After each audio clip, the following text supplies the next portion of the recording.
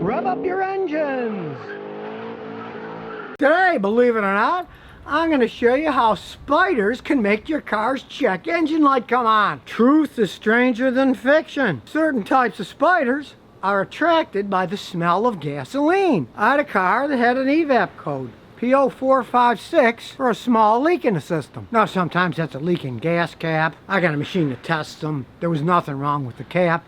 And anyway, the customer had already put a new cap on. So I had to check the system out. These little machines are great for finding leaks. They're adjustable. They make smoke out of mineral oil that's not dangerous. And in this case, the smoke was coming out from under here where the EVAP canister is. Got a vent in it, and the spiders had built a nest in there, jammed against the valve and let it leak out. It's supposed to be sealed, and then it's opened up at certain times when the computer decides to do it.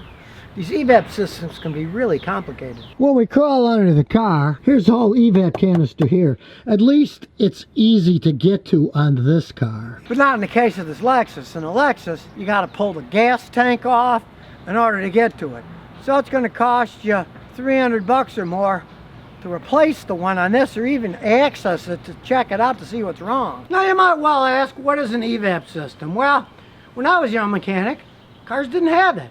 They just had a gas cap. And if the pressure built up too much, the gas fumes would just vent out into the atmosphere. Well, the powers that be decided that was pollution, so they started these EVAP systems. Now I personally find this stuff kind of absurd. It burns lots of gasoline, tons of air, puts carbon dioxide and other gases into the atmosphere as it burns the gasoline. What the heck does it matter if a little bit of the gasoline vapors evaporate? Is beyond me. But now these systems are sealed. They started out relatively simple, but now they're pretty complicated. The gas tank system is sealed. So if it builds up too much vapor pressure, it will either go through the system, and while you're driving down the road, the engine will decide it'll just burn it. So it takes those vapors through various valves and runs it into the intake, so it's sucked in and burned up. Fine when the car's running. But when it's just sitting, say you fill it up with gas, sitting in the hot sun, the gas starts to expand, the pressure gets higher. What's going to happen then? Well, that's where the EVAP canister comes into effect. It's a charcoal canister, so it can filter out the hydrocarbons. And then what vents out of it is air that doesn't have all the petrochemicals in it. They've been filtered out by the charcoal canister. But of course, that leads to the spider snag. Since some spiders are attracted by the smell of gasoline, they'll go into that area, and I have seen it, where they build nests and they start to create problems with the EVAP system. Sometimes they'll even get inside the cap and they'll mess up the vents and stuff on that. Now of course you can look for spiders and webs and clean them off, but more commonly when you have EVAP codes and you have a leak, a hose is rotten and falling off, or a vent valve has gone bad. Here's some of the EVAP vent valve system. A lot of times somebody changes the air filter and these hoses fall off. And you got a leak because the hose just fell off. Even if you don't have a nice smoke machine like this, you can look around to see if any of the hoses fell off, and my advice is some of them just slip on. Before you slip it on, put a little bit of glue on it. Then slip it on, then it won't slip off anymore. I do that a lot. And again, in the case of Toyotas, there's an EVAP line. This is a valve. It's an electronic, they call them VSVs in Toyotas.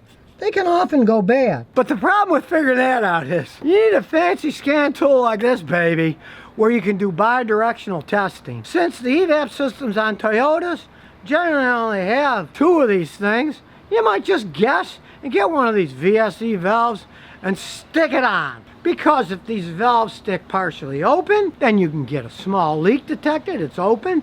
And if they stay shut and they don't open, you can get a different EVAP code, one that says there's low flow and it's not flowing right because the valve isn't opening fully. As I said, I can test all that nonsense with this fancy scan tool. If you really wanted, you could do a ton of research and get a meter and check the valve's resistance and things like that. It's a lot easier with a scan tool where you just push a button to see activated, don't activate it, and see if it's opening and closing and what the pressures are. And of course, if you get the code for small EVAP leak, heck, why not just take your gas cap off and replace the things? A lot of times that'll fix it. And when you do put the gas cap on, turn it until it clicks. Otherwise, it's not sealed right. Now, if you do get EVAP codes on your car and a check engine light comes on and that's all you have, generally it doesn't really affect the running of the car all that much. But if you live in an area where they do the inspections for pollution, it'll fail and you won't get your sticker to make your car legal to drive that year. Because I've seen small leak codes on some of these V8 engines where you gotta pull the intake manifold off. It can cost over $1,000. Who wants to spend that kind of money on some stupid little leak that doesn't really affect how your car runs at all? Now, with the smoke machine, anybody can certainly find where the leak's coming from. But if you find it's a tiny leak that's coming from around the intake manifold and you gotta tear the whole engine apart, you might think twice about doing it for something as stupid as a small EVAP leak. Because they're making these systems more and more complex and harder to get to, take my old 94 Celica. Look where the EVAP canister is on this. You just go under the hood, and there it is. Right there. You can easily get to it, test it. So now you know how spiders can actually turn your car's check engine light on and what you can do about it.